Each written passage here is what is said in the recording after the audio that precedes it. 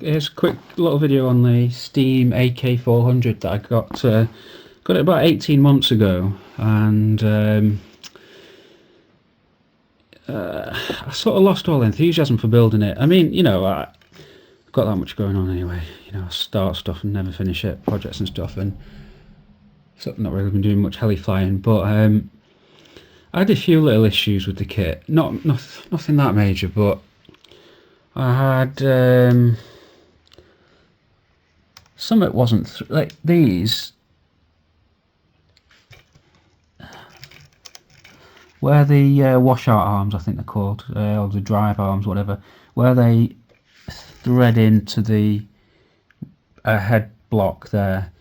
Well, they hadn't threaded it, so I ended up cutting the threads with the bolt. But it was a bit of an alarm bell, that, and I posted silent YouTube videos of me just showing stuff, and then just so I could comment on Heli Freak really and stuff like that, or RC groups. But there was that, and then the ball ends in the swash plate and into the metalwork, basically, they were so freaking wobbly. I don't know, like, the kit, parts of the kit looked great, and it was inexpensive, and for me the main thing, the killer thing, is part cost. Main shafts, feather shafts, and booms, right? Because I'm going to crash a lot, and if it's going to cost £100 to repair each time, I'm not going to fly it. Hence, no more fiberglass booms, or carbon fiber booms, yeah. And hence why I like the ak400 clone there, because I can get like a boom's like £3. I get 2 main shafts for what, £3. I've got enough parts for that to open my own shop and have stock for the next 2 years. So, but it seems a bit like down on power. I don't know. It sort of feels like it bogs a bit. I don't know. No, I'm waffling. So I was a little bit, the threading or the machine work, it's either the thread on the ball ends or it was the tapping, and same on the swash. Now I used a load of Loctite anyway. Gone blank now. Thread lock, yeah. I used a load of thread lock on them anyway, but it was a little bit disappointing, that. And then the other issue I had, well, the other two, one, I couldn't see an obvious tidy way of doing the wiring, and I was looking at all the wires and I was just thinking, where do I start with this? It's going to be a mess, but I've done that now and I'm happy with it. I've used the Brady type stuff, but instead of bunching them all together, I've used one per cable, and shortened the servo cables and crimped new connectors on and stuff. And I'm actually happy with how it's come out. You see here, I didn't really like these coming up and out and around, and yeah, I could pull them down, tie them down, but I've managed to just get them, like, you see that there? Yeah, managed to fold them over and keep them under that sort of upper block, both of them, see there, and then they come out, and this one's coming around here and around there, and it's tied. This is the only one that's not tied, also here. Oh, that was another thing. Just there's a few, the servos, right? So when these kits were first offered, all the sellers were offering them with these OMG, outstanding model gear servos, right? And to play it safe, I bought those. And when they came, like, they got these JR connectors, but you see how they're wedged in there? And actually, these are now, I've changed these connectors, so I think this is partly the Spirit's fault. But you see how they're wedged out at an angle, right?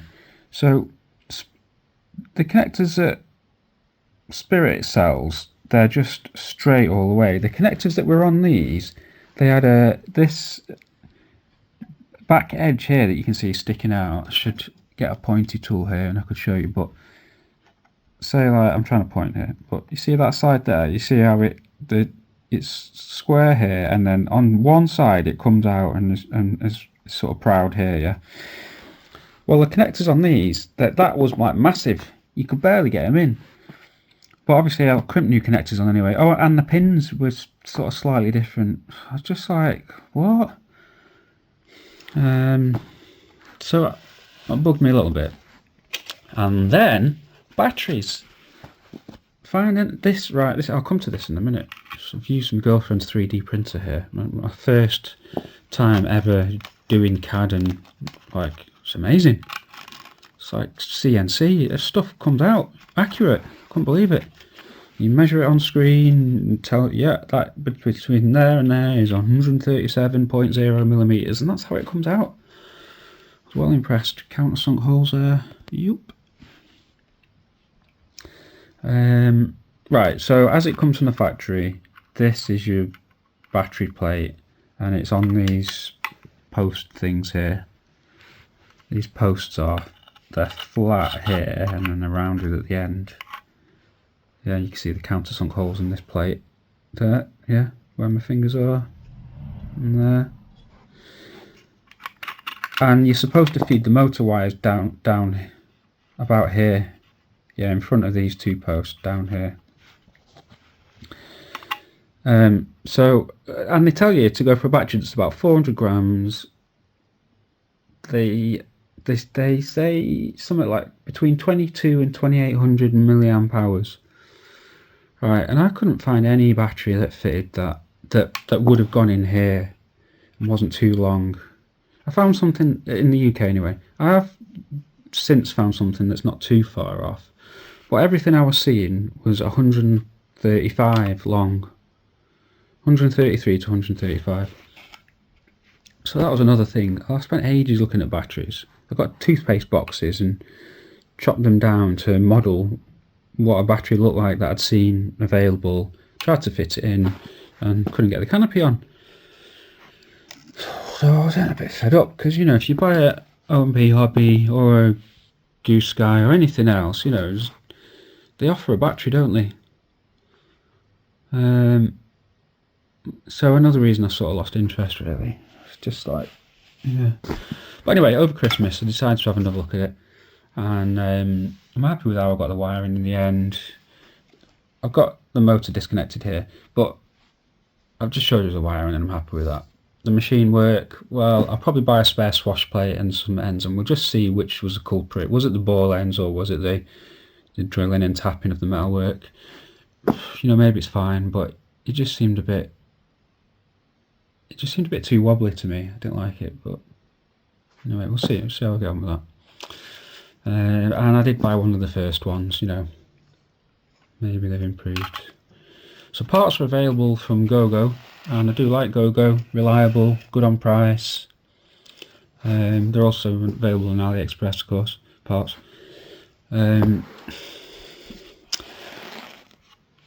Compared to other 400 size Helis, parts cost on this is like half, except the motor. That's ridiculous, $180 for this direct drive motor.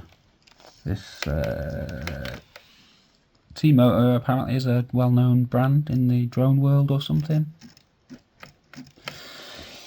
So apart from the motor, that main shaft, feathering shafts, boom, again, you're at like £4 for two, I think. Boom might have been, yeah, £4 again. It's at least half of what it is. Well, the ALZ RC or ALZ RC, whatever, R42, which is a new one they brought out. I was really tempted to buy one of them. This is, the parts on this are half the cost of that. That's like a Goblin Raw without the direct drive or something. Something like that. I wanted to buy one just because, just like buying stuff. But I've not even flown this one yet. But I was looking at it and I'm weighing up the costs. Main shaft, feathering shaft, boom, usual stuff. Any gears that might go, which is not really an issue on this, I suppose. A belt, tail belt. And the parts on this are a bargain. They're just slightly up from that those, they are real great learning helicopter, those. So this, I'm hoping, will just have bags more power than that. It's a touch bigger, so that Gaui X3 clone comes up to about here. Mine sits low because I've got the Goblin style feet on it instead of proper skids. But yeah, I'll see how I get on with this. But I've had to order a 5mm ball link reamer because these on the tail are 5mm and not 4.75 but 5. So they must have used the same balls that they do on like a 700 size or something. Because this I've got it disconnected now because this was so tight.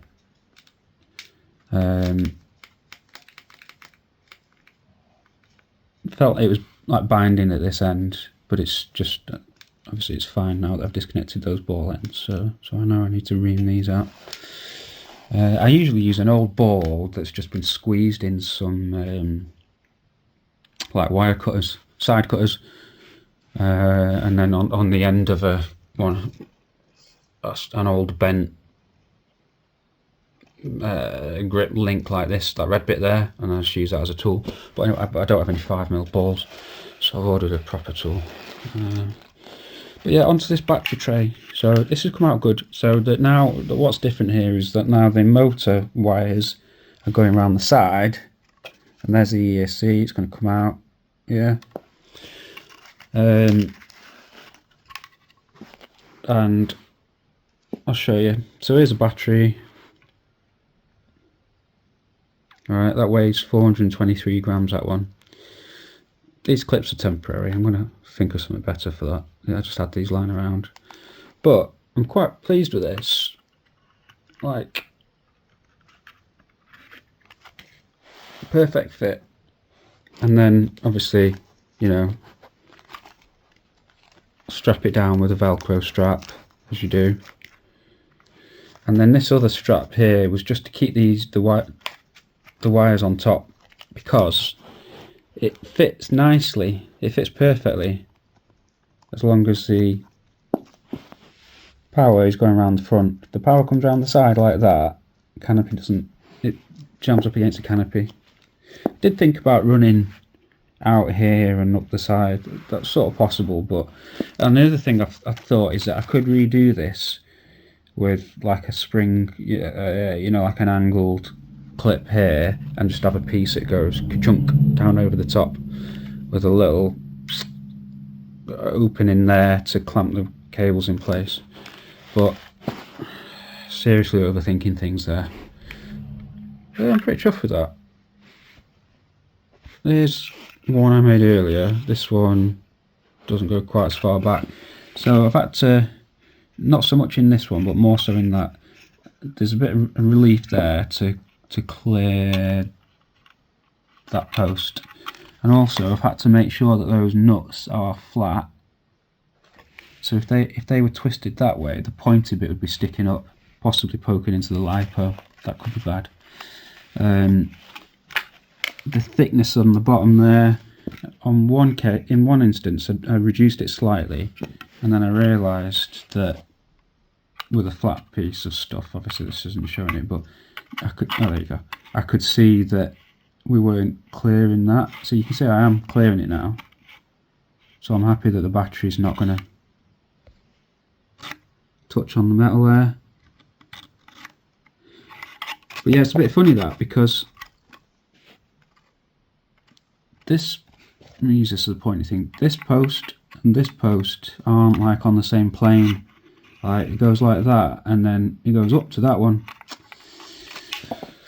But yeah, we'll see how it flies. I mean, I couldn't help thinking they were just wrong in the manual about saying you need a 2600 milliamp battery, because the Goose Sky RS4 and the OMP Hobby M4, I'm sure people are flying them on like 1800 batteries. Anyway, I own 3 of these batteries now, so they better bloody be right for it. I spent £111 on them.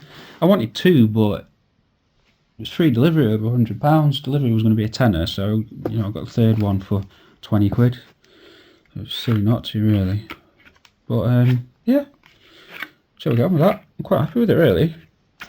I used Onshape for the CAD thing, which seems to be the thing. My girlfriend bought a 3D printer. She bought herself a 3D printer, by the way. So that's where this has come from. I'm not into 3D printing, really.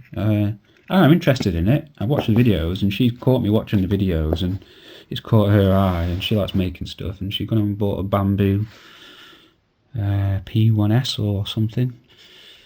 And then yeah, she's just at the moment just thingiversing everything, download and print, and I just thought, oh, I might make something here, and yeah, it's come out good.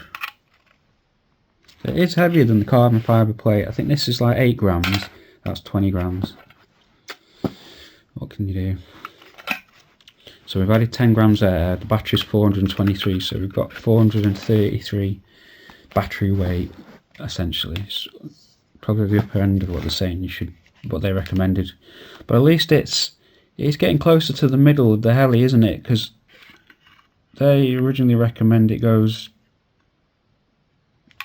well, here, don't they? So I've added a bit more weight here. I heard some people complain about centre of gravity, and I assume it's this end that they were complaining about. So yeah, maybe that's an improvement. The only other thing I was conscious of is the pack puffing up, and unfortunately the cells are that way.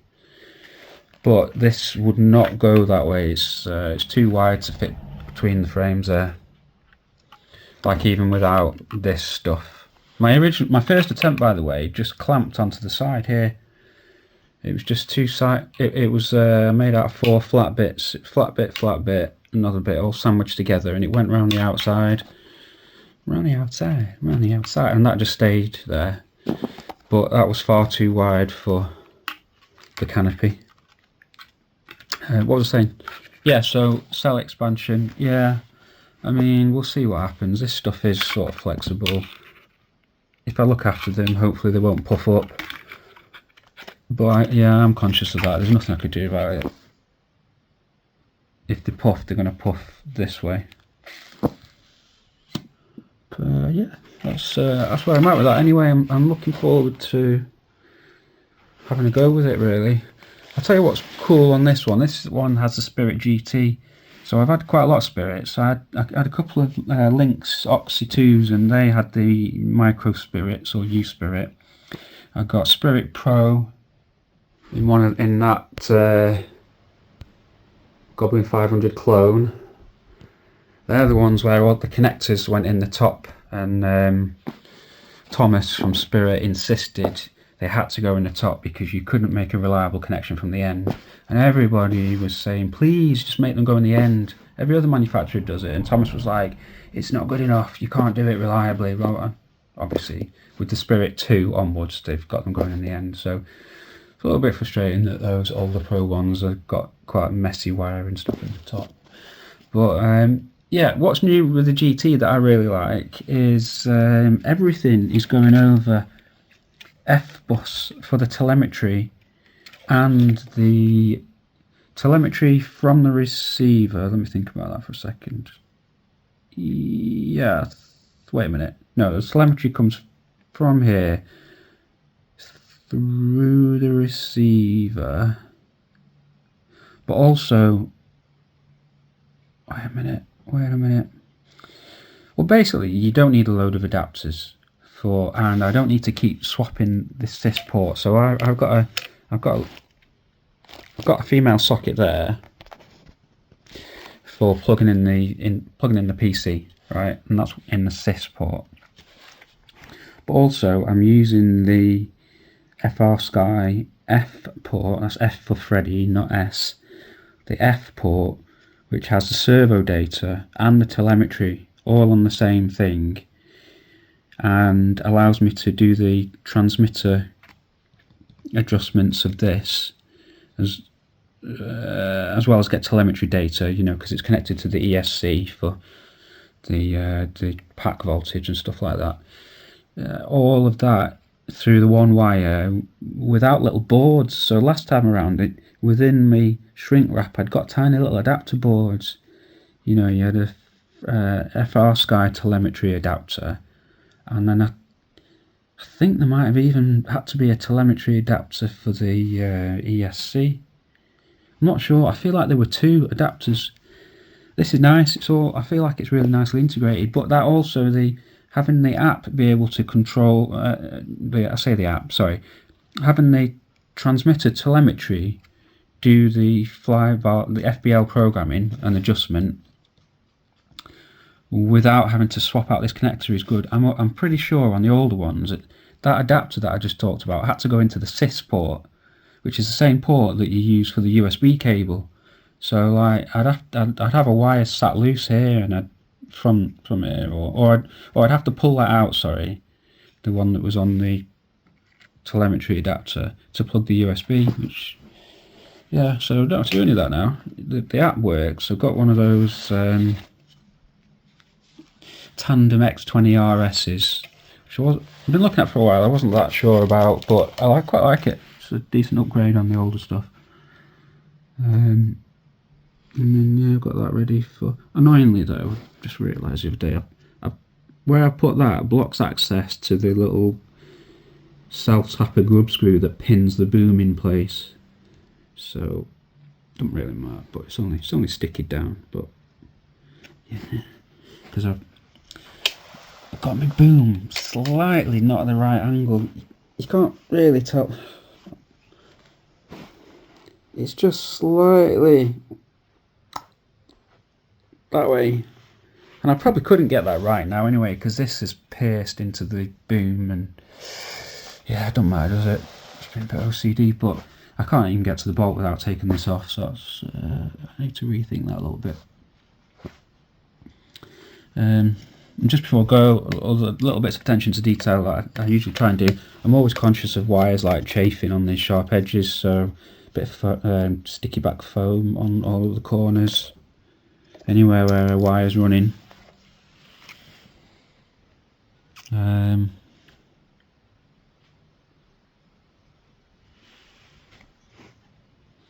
So I haven't put anything there yet, but it will do. And I'll probably slide this stuff back up a bit. I don't know actually. Yeah, I'll probably just put some there.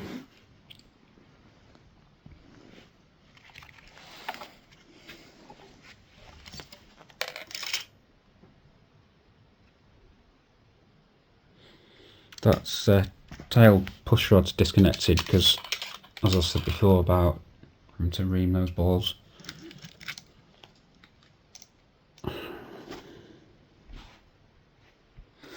So yep, that's where I'm at with that. Yeah, little XSR receiver, that is, tiny thing.